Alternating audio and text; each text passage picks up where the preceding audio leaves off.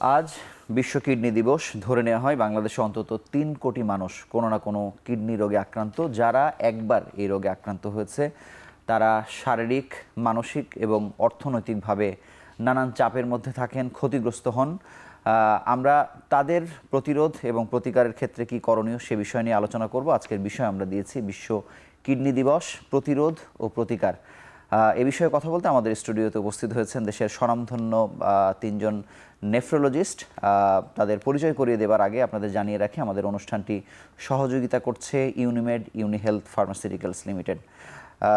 আমাদের সঙ্গে আছেন অধ্যাপক হারুনা রশিদ, প্রতিষ্ঠাতা সভাপতি, কিডনি ফাউন্ডেশন বাংলাদেশ।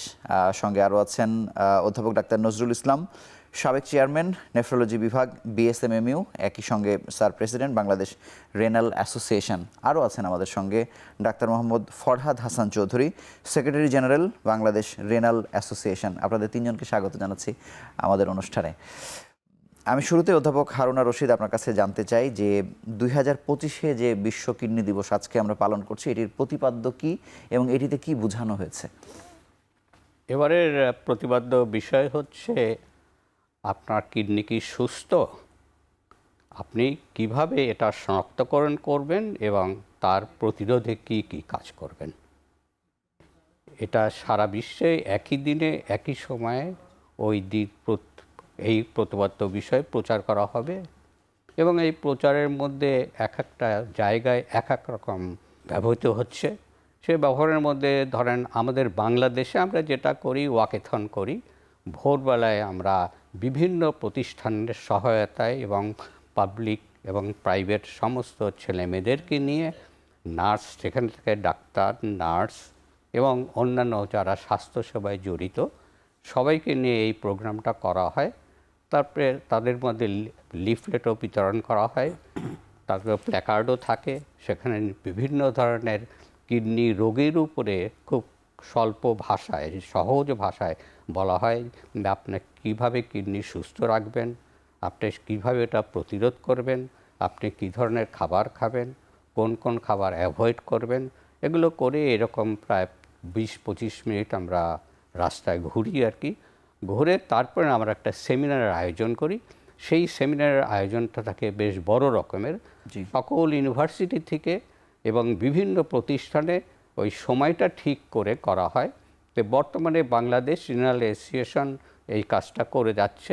অধ্যাপক নজরুল ইসলাম, আপনার কাছে জানতে চাই একেবারে সাধারণ লক্ষণগুলো কি যেটি দেখে অন্তত বোঝা যায় যে তিনি কিডনি রোগে আক্রান্ত? যদিও বিভিন্ন গবেষণা বলছে যে সিংহভাগ ক্ষেত্রে আসলে জানাই যায় না, কিডনি বিকলের হবার পরে তিনি জানতে পারেন। এটাই সত্যি। আসলে কিডনি রোগকে নীরব ঘাতক বলে। বেশিরভাগ ক্ষেত্রে লোক বুঝে না, যখন বুঝে তখন অনেকখানি রোগের প্রসার মানে ঘটে গেছে। তবে বেশিরভাগ ক্ষেত্রে দেখছি আমরা যে ডায়াবেটিস, উচ্চ রক্তচাপ, নেফ্রাইটিস, এই 3টা মেইন কারণ। তো পেশেন্টটা সাধারণত অনেক ক্ষেত্রে যে ইনিশিয়াল যেটা বলে খুব ফ্যাটিক, উইকনেস, তারপর বলে যে খাওয়া, ক্ষুধা মান্দা, কারো কারো পায়ে ফুলে যাওয়া, মুখে পানি আসা, আবার কারো কারো ব্লাড প্রেশার মানে আনকন্ট্রোল হয়ে যাওয়া, একটু চুলকানি হওয়া, এই জিনিসগুলো আর খুব আর্লি স্টেজে আসে আর কি। এবং যত বেশি কিডনির ক্ষতির মাত্রা বাড়তে থাকে তার উপর নির্ভর করে সমস্ত শরীরে পানি আসা, শ্বাসকষ্ট শুরু হওয়া, যেটা অ্যাসিডোসিস বলি আমরা, সেই পর্যায়ে চলে যায়। তো আর্লি পর্যায়ে এই সিমটমগুলি মেইনলি দেখা যায়। ধন্যবাদ। ডাক্তার ফরহাদ, আপনার কাছে জানবো যে এই কিডনি রোগ হবার পেছনে কারা আসলে দায়ী বা কোন বিষয়গুলো দায়ী সেটি যদি একটু পরিষ্কার করেন। কিডনি রোগ হওয়ার পিছনে কিডনির নিজস্ব কিছু রোগ আছে আর কিছু সেকেন্ডারি রোগ আছে যেগুলির কারণে কিডনি ক্ষতিগ্রস্ত হয়। কিডনির নিজস্ব রোগ যেমন কিডনি প্রদাহ, যেটা আমরা গ্লোমেরুলোনেফ্রাইটিস বলি, কিডনির প্রদাহ। এরপর কিডনি যদি আপনার কিডনির প্রধান কাজটা হচ্ছে রক্ত পরিশোধন করা বা রক্তকে ছাঁকুনি করা, সেক্ষেত্রে কিডনি যদি এমন কোনো কন্ডিশন হয় যে কিডনি রক্ত পাচ্ছে না, যেমন আপনার যদি একটা রোড ট্রাফিক অ্যাক্সিডেন্ট বা একটা অ্যাক্সিডেন্টে মেসিভ রক্তক্ষরণ হলো, রক্ত পাচ্ছে না, যেমন আপনার ডায়রিয়া বা বমি, প্রচুর বমি, যে কারণে মানে আমাদের শরীরের পানি শূন্যতা হয়, সেই ক্ষেত্রে আপনার কিডনির নিজস্ব রোগগুলিতে কিডনি ক্ষতিগ্রস্ত হয়। আর যে সেকেন্ডারি কজগুলি, যেমন সারা পৃথিবীব্যাপী বর্তমানে ডায়াবেটিস ধীরে ধীরে বাড়ছে এবং এই ডায়াবেটিসের জন্য কিডনি নষ্ট হচ্ছে। এটা এখন বর্তমানে, আগে যেটা ছিল কিডনির প্রদাহ বাংলাদেশের প্রধান কারণ, এখন কিন্তু এটা চেঞ্জ হয়ে ডায়াবেটিস প্রধান কারণ কিডনি হয়ে নষ্টের। গেছে। সেকেন্ড হচ্ছে যেমন উচ্চ রক্তচাপ। উচ্চ রক্তচাপের জন্য এখন প্রায় 15 থেকে 20% কিডনি রোগী বাংলাদেশে। এরপর আপনার অতিরিক্ত মোটা যারা, স্থূলতা, এটাও একটা বর্তমানে মহামারীর মতো বাড়ছে কিডনি রোগের জন্য। ভেজাল খাবারের জন্য যে কেমিক্যাল ডাইগুলি ইউজ করা হয় এগুলি কিডনি ক্ষতি করতেছে। এটা ছাড়াও আপনার আমাদের দেশে প্রচুর ব্যথানাশক ওষুধ মানুষ ব্যবহার করতেছে ডাক্তারের পরামর্শ ছাড়া, অ্যান্টিবায়োটিক খাচ্ছে ডাক্তারের পরামর্শ ছাড়া। এই ওষুধগুলির জন্য আসলে কিডনি ক্ষতিগ্রস্ত হচ্ছে। আপনাকে অসংখ্য ধন্যবাদ। আমরা ছোট্ট একটু বিরতি নিয়ে আবার আলোচনায় ফিরছি।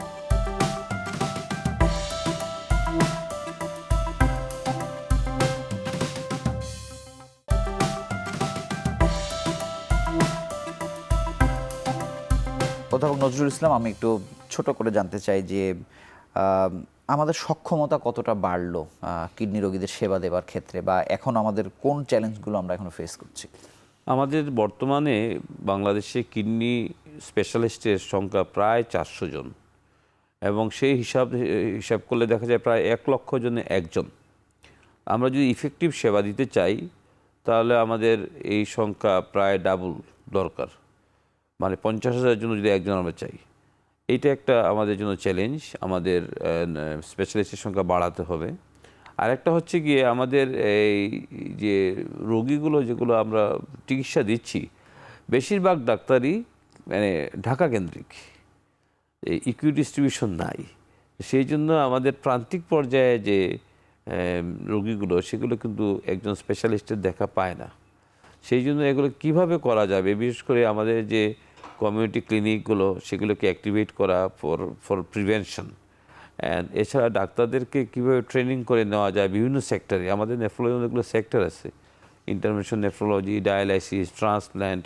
তো এগুলো যদি ট্রেনিং করে নেওয়া যায়, বা হোম অ্যান্ড অ্যাব্রড, দেশে হতে পারে বাইরে হতে পারে, দেশে ট্রেনিংয়ের ব্যবস্থা আছে, করে যদি ওনাদেরকে বিভিন্ন জায়গায় পোস্টেড করা যায়, আরও বেশি মাত্রায় রোগীকে সেবা দেওয়া সম্ভব হবে বলে মনে করি। ধন্যবাদ।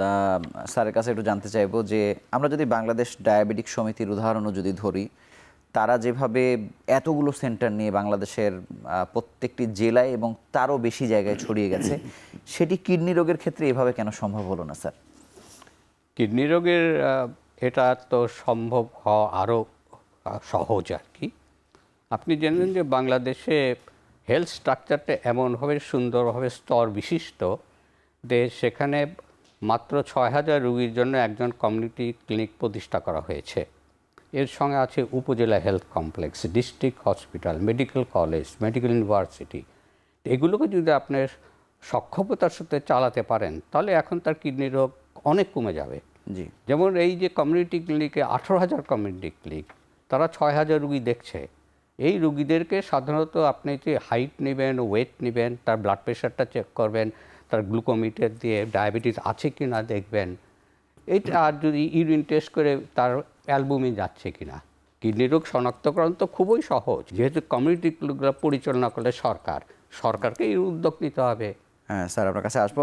ডাক্তার ফরহাদ হাসান, আপনার কাছে জানতে চাই যে প্রতিরোধের একেবারে সাধারণ যে নিয়ম কানুনগুলো মানুষের দৈনন্দিন জীবনের সঙ্গে জড়িয়ে, সেগুলো আসলে কি হতে পারে? বলা হয় যে 8 golden rule to keep your kidney healthy.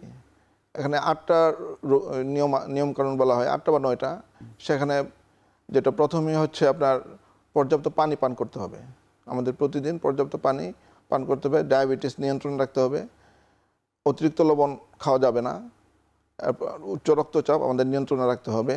আমাদের যে খাদ্য প্রণালীতে আমাদের খাদ্যাভ্যাস স্বাস্থ্যকর গ্রহণ করতে হবে, যাতে আমরা অতিরিক্ত মোটা না হই।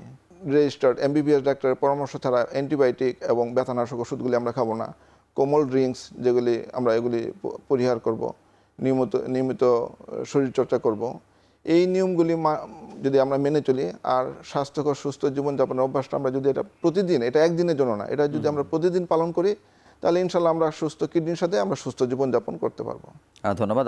অধ্যাপক নজরুল ইসলাম, আপনার কাছে জানবো যে কিডনি রোগ প্রতিরোধের এই নিয়মগুলো তো আমরা আসলে জানি, কিন্তু আমাদের দেশের মানুষের মধ্যে এটি মানার প্রবণতা একেবারে কম কেন? মানে সেটি কেন আসলে বাড়ে না? আপনার পর্যবেক্ষণ কি?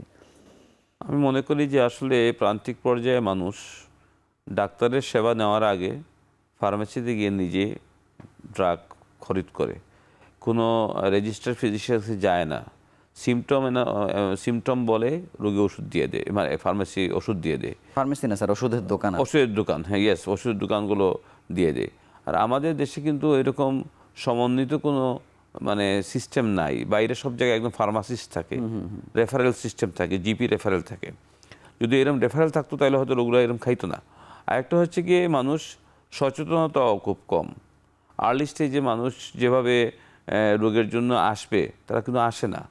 যখন আসে তখন অনেকখানি রোগের বৃদ্ধি পেয়ে যায়। এবং এই কিডনি রোগের একটা সমস্যা হলো যে কিডনি রোগ যখন খারাপের দিকে যায় এবং যখন লেট স্টেজে যায় তখন এটাকে রিভার্স করা যায় না। আর্লি স্টেজেই শুধুমাত্র কিছু ট্রিটমেন্ট দিয়ে রিভার্স করা যায়। কিডনি একবার ছোটো হয়ে গেলে সেটা বড় হবে না। অথবা একটা ডায়াবেটিক নেফ্রোপ্যাথি যখন ডায়াবেটিস থেকে খুব অ্যাডভান্স স্টেজে চলে যায় সেটাকে রিভার্স করা যায় না। শুধু আর্লি স্টেজ মাইক্রোওয়েভ অবার্ট মাইক্রোওয়েভ স্টেজে করলে আমরা ট্রিটমেন্ট করতে পারি। ব্লাড প্রেশারটা কন্ট্রোল করা যায়। আমাদের বেশিরভাগ লোক ব্লাড প্রেশার ওষুধ খায় আবার স্কিপ করে। তো ব্লাড প্রেশার ওষুধ যদি বাদ দিয়ে যায় তাহলে ওই ব্লাড প্রেশারটা পারসিস্টেন্ট রাইজ থাকলে আস্তে আস্তে কিডনি রোগ হয়। কিডনি রোগটাকে প্রিভেন্ট করার জন্য খুব আর্লি ইনভেস্টিগেশন করা এবং একজন রেজিস্টার্ড ফিজিশিয়ানকে দেখানো, আমি মনে করি এটা খুবই ইম্পর্টেন্ট। আপনাকে অসংখ্য ধন্যবাদ। আমরা আরও একটি ছোট্ট বিরতি নিয়ে আবার আলোচনায় ফিরছি।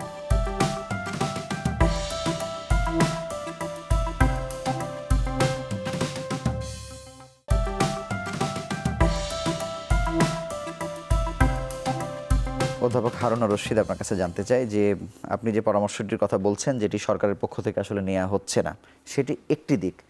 আরেকটি দিক হচ্ছে যে আমরা অন্তত ডায়ালাইসিসের সেবাটি সব জেলাতে ছড়িয়ে দিতে পারলাম না কেন, বা এটি পারা দরকার ছিল কিনা বাংলাদেশের পক্ষ থেকে, আপনি কি মনে করেন? আসলে ডায়ালাইসিস আমরা এখন পর্যন্ত প্রায় 167টা সেন্টার রয়েছে সারা বাংলাদেশে, তার কতগুলো ঢাকায় স্যার? এবং এর প্রায় 60% ঢাকাতে আর কি। আচ্ছা, যার ফলে এটা সহজলভ্য হয়ে গেছে শুধু ডিস্ট্রিক্ট লেভেলগুলো এবং ঢাকাতে। কিন্তু বাকি যে কিডনি তো ছড়িয়ে ছিটিয়ে সব জায়গায় রয়েছে, গ্রাম পর্যায়ে এটা এখনও যায় নাই। তো সরকার একটা ভালো পরিকল্পনা নিয়েছে আর কি, সে প্রত্যেকটা ডিস্ট্রিক্টে একটা করে 10 বেড ইউনিটের, মিনিমাম 10 বেড ইউনিটের ডায়ালিসিস সেন্টার খুলবে। কিন্তু ডায়ালিসিস তো একমাত্র সমাধান না।